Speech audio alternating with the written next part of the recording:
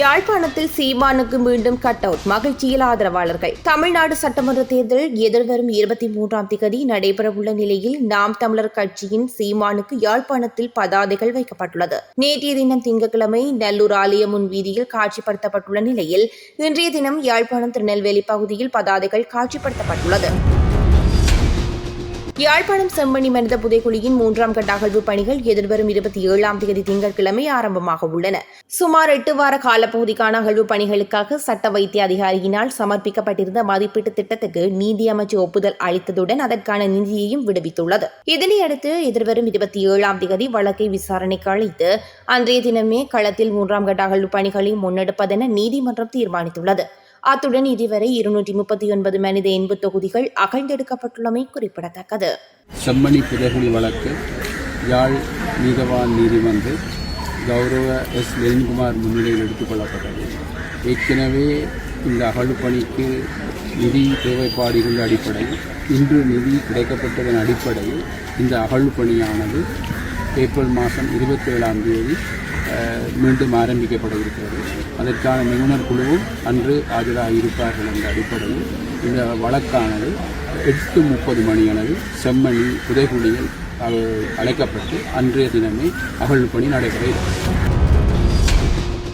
அஸ்விஸ்மா பயனாளிகளுக்கான April மாத கொடுப்பனவினை நாளை முதல் வழங்க நடவடிக்கை எடுக்கப்பட்டுள்ளதாக நலன்புரி நன்மைகள் சபை தெரிவித்துள்ளது. இதன்படி உரிய பயனாளிகளின் வங்கிக் கணக்குகளில் நாளை உதவித்தொகை வரவு வைக்கப்படும் என தெரிவித்துள்ளது.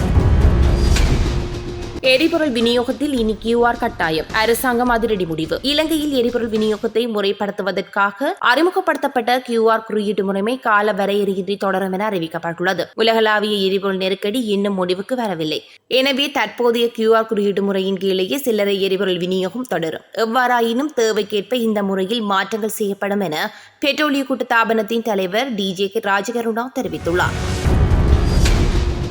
நாட்டை மக்களை ஏமாற்றும் அனுர கொந்தளிக்கும் நாமல் எம்பி. அரசாங்கம் தேர்தல் வாக்குறுதிகளை நிறைவேற்ற தவறிவிட்டது. இவ்வாறு பாராளுமன்ற உறுப்பினர் நாமல் ராஜபக்ஷ தெரிவித்துள்ளார்.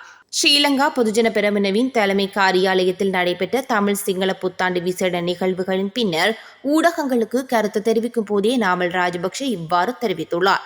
மக்கள் இந்த அரசாங்கத்திற்கு நம்பி வாக்களித்தனர். ஆனால் அந்த நம்பிக்கை அனைத்தும் அரசாங்கம் மீறிவிட்டது. குறிப்பாக அரசாங்கம் நிலக்கரி மற்றும் மின்சார உற்பத்தியை முடக்கிவிட்டு டாட்டில் டீசல் மாஃபியாவிற்கு வழிவகுத்துள்ளது. இதன் மூலம் மக்கள் மீது அநியாயமான மின்கட்டண சுமையும் வரிச்சுமையும் ஏற்றப்பட்டுள்ளது என தெரிவித்துள்ளார். පළවෙනි දේ තමයි අර අපි හැමදාම විශ්වාස කරපු දෙයක් තියෙනවා මේ ආණ්ඩුවේ ජනතාවේ ඡන්දය දුන්න එක හේතුවක් මත. ඒ ආණ්ඩුව ලව්වා ජනතාවේ අවශ්‍යතාවය අපි ඉෂ්ට කරන්න ඕනේ. මේ ආණ්ඩුව බලෙන් මේ ගිහිල්ලා ගෙනල්ලා වාඩි කරපු ආණ්ඩුවක් නෙවෙයි ඡන්දයෙන් පත් උනේ. අසීමිත පොරොන්දු දීලා. අද ආණ්ඩුවේ පොරොන්දු කඩ කරන්න අයිතියක් නැහැ. පොරොන්දු කඩ කරන්න අයිතියක් නැහැ. ඒ හින්දා ජනතාවට වෙච්ච පොරොන්දු ආණ්ඩුව ඉෂ්ට කරන්න ඕනේ. දැන් කෝටි ප්‍රකෝටි ගණන් සල්ලි තියනවා කියලා ජනාධිපතිවරයා පාර්ලිමේන්තුවේ කිව්වනේ. හැබැයි අද වෙනවද මොකද්ද? நண்பர்களுடன் நீராடிய இளைஞன் உயிரிழப்பு. முல்லைத்தீவில் துயர சம்பவம். முல்லைத்தீவு புதுக்குடியிருப்பு பிரதேசத்துக்குட்பட்ட கள்ளியடி பகுதியில் உள்ள பேராற்றில் நண்பர்களுடன் நீராடிய இளைஞன் ஒருவர் நீரில் மூழ்கி உயிரிழந்துள்ளார். இந்த துயர சம்பவம் நேற்று முன்தினம் மாலை இடம்பெற்றுள்ளது. புதுக்குடியிருப்பு 10ஆம் வட்டாரத்தினை சேர்ந்த 20 வயது இளைஞனே இவ்வாறு நீரில் மூழ்கி உயிரிழந்துள்ளார்.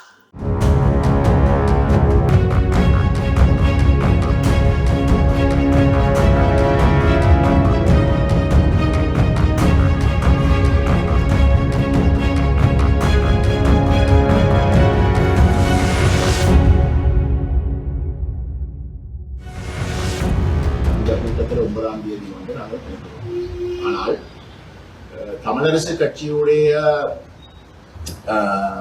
பதில் செயலாளருடைய சுமந்திரன் அவர்களுடைய எதிர்ப்பு காரணமாக, அதாவது இந்த ஜூம் ஊடாக தங்களுடைய உறுப்பினர்கள் கலந்து கொள்வதை ஏற்றுக்கொள்ள முடியாது என்றால் அவ்வகையில ஜூம்ல யார் யார் கேட்டுக்கொண்டிருக்கிறோம் அந்த தகவல் எல்லாம் வெளியில போகலாம், நாங்கள் கதைகள் எல்லாம் வெளியில போகக்கூடும், லீக் பண்ணப்படக்கூடும் என்ற காரணத்தை காட்டி கடும் எதிர்ப்பு தெரிவித்த ஒரு நிலையில எங்களுடைய அணியில ஒருவரை காந்தியவனை தவிர மிச்ச முழு பேரும் அந்த கூட்டத்திலிருந்து வெளியேற்றப்பட்டது, வெளியேற வேண்டிய ஒரு நிலைக்கு தள்ளப்பட்டது. அப்படி தள்ளப்பட்டிருந்த ஒரு சூழலிலே தான் எங்களுக்கு திரு சுமந்திரன் அவர்களும் திரு சுரேஷ் பிரேமச்சந்திரன் ஜனநாயக தமிழ் தேசிய கூட்டணி சார்பாகவும் ஊடகங்களிலே வந்து தமிழ் தேசிய பேரவையுடைய ஒரு சில நடவடிக்கை சம்பந்தமாக அவர்கள் எதிர்ப்பு தெரிவித்து தமிழ் சட்டத்தறிஞர் சங்கத்துக்கு வந்து தங்களுடைய ஆட்சேபனையும் எதிர்ப்பையும் வந்து பதிவு செய்திருக்கிறார்கள், எழுத்து மூலமாக பதிவு செய்திருக்கிறார்கள். அதனால வந்து நாங்கள் நேற்றைய தினம் தமிழ் சட்டத்தறிஞர் பேரவையை வந்து நாங்கள் நேரடியாக சந்தித்தோம். சந்தித்து தமிழரசு கட்சியும் ஜனநாயக தமிழ் தேசிய கூட்டணியும் குறிப்பாக பதில் செயலாளர் என்ற சுமந்திரனும் சுரேஷ் பிரேமச்சந்திரனும் வந்து ஊடகங்களுக்கு சொன்ன கருத்துகளின்படியும் வந்து அதில் தமிழரசு கட்சி எழுதின கடிதத்தின் ஊடகங்கள் வந்திருக்கிற அடிப்படையிலே அதுதான் என்ற ஒரு நம்பிக்கையில எங்களுக்கு சொல்லப்பட்டதின்படி தமிழ் தேசிய பேரவை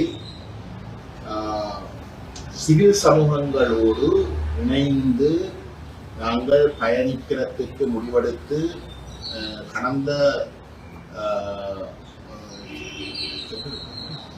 பிப்ரவரி மாதம் 15ஆம் தேதி யாழ்ப்பாணத்தில் வந்து 100க்கும் மேற்பட்ட சிவில் சமூக அமைப்புகள் உறுப்பினர்கள் புத்திகள் போன்றவர்கள் எல்லாரையும் சேர்த்து ஒரு சந்திப்பு ஒன்று நடந்தது. அந்த சந்திப்புக்கு தமிழரசு கட்சிக்கும் ஜனநாயக தமிழ் தேசிய கூட்டணிக்கும் வந்து அழைப்புகள் விடுக்கப்பட்டது.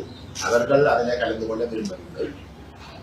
அந்த சந்திப்பு வெளிப்படைத்தன்மையாக நடைபெற்றது. ஊடகங்களுக்கு வந்து எந்த விதமான தடையும் இல்லாமல் வந்து அதில் வந்து லைவா போன விஷயங்கள் எல்லாம் காட்டப்பட்டு யார் என்ன கதைச்சது எல்லாம் மக்களுக்கு முன்னாலே நடந்தது. ரகசியம் பேணாத வகையிலே ரகசியம் ஒழிச்சு கலைக்கிறது கொண்டும் இல்லை. அதுல கலந்து கொண்டவர்களுக்கும் அப்படி எந்த ஒரு தேவையும் இல்லை. ஆகவே அந்த கூட்டத்தில வந்து முடிவெடுக்கப்பட்டது வந்து ஒற்றையாட்சியை நிராகரித்து ஐக்கிய ராஜ்ய என்ற ஒற்றையாட்சி வரவை நிராகரித்து ஒற்றையாட்சிக்குள்ளே இருக்கக்கூடிய வேற எந்த ஒரு யோசனைகளும் ஏற்றுக்கொள்ளாத நிராகரித்து தமிழ் மக்களுடைய ஏகோபித்த அரசியல் அபிலாஷைகளாக இருக்கக்கூடிய திம்பு கோட்பாடுகளை முழுமையாக அனுபவிக்கக்கூடிய யோசனைகளை வந்து கரிசனையில் கொண்டு ஒரு புது வரவை ஒன்றை நாங்கள் தயார்படுத்துவோம்.